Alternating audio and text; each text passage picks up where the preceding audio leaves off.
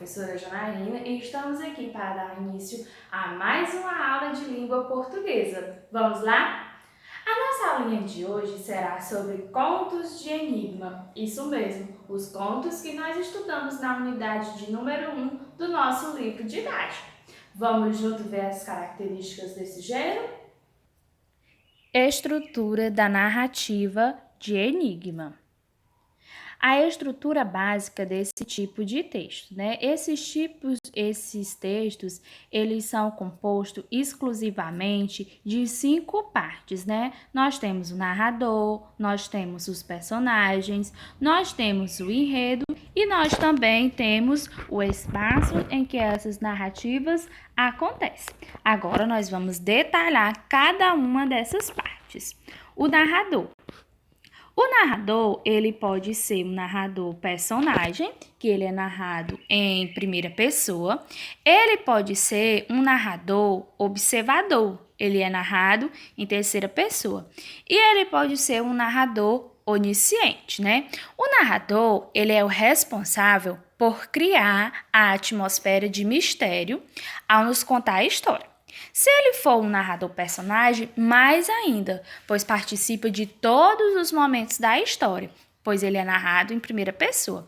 Agora, se esse narrador só nos contar a história e não participar dela, ele pode ser um narrador observador, que é narrado em terceira pessoa e está distante de todos os fatos que acontecem, ou ele pode ser um narrador onisciente, que também é narrado em terceira pessoa, porém, ele sabe de tudo que acontece na história, até sobre os pensamentos e as falas dos personagens.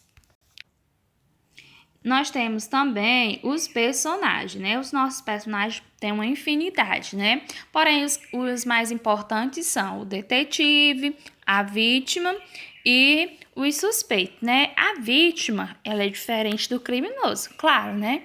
Os suspeitos, eles não aparentam ser o que eles mostram, né? Aquele que parece ser o menos inofensivo, aquele que não faz nada a ninguém, ele pode ser o criminoso. Não está dizendo que ele sempre vai ser o criminoso, ele pode ser. E o culpado, né? Ele sempre aparece na história, certo? Ele não deve ser o detetive, porque assim prejudicaria o suspense do conto, né? E o detetive é aquele que busca pistas e soluções para tudo o que está acontecendo na nossa narrativa. O leitor acompanha a investigação do mistério que cria um clima de suspense através do enredo, que começa sempre pela situação inicial. Nós temos também o enredo, né? O enredo é o corpo do texto, né? O desenvolvimento de todo o texto, é o esqueleto do texto. O enredo ele é composto de situação inicial, que é aí onde mostra quem são os personagens e como eles estão se relacionando. Tem também a complicação, né, que é o relato do crime, o que aconteceu que modificou o estado de paz da situação inicial.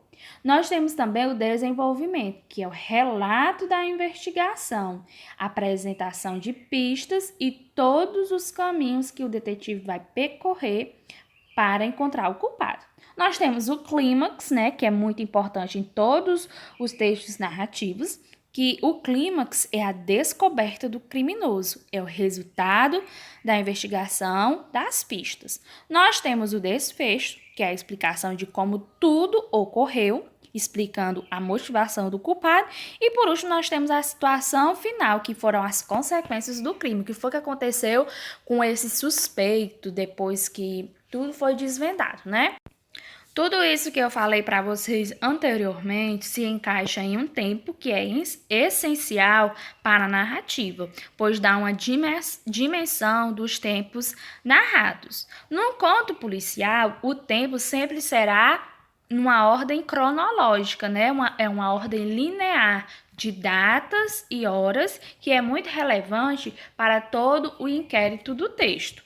Nós temos também o espaço, né, que deve ser um local bem definido e urbano, como é o cotidiano, e além disso, os locais em que as ações acontecem contribuem para a criação de um cenário misterioso.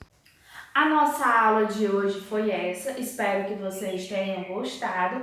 Um forte abraço e até a próxima aula!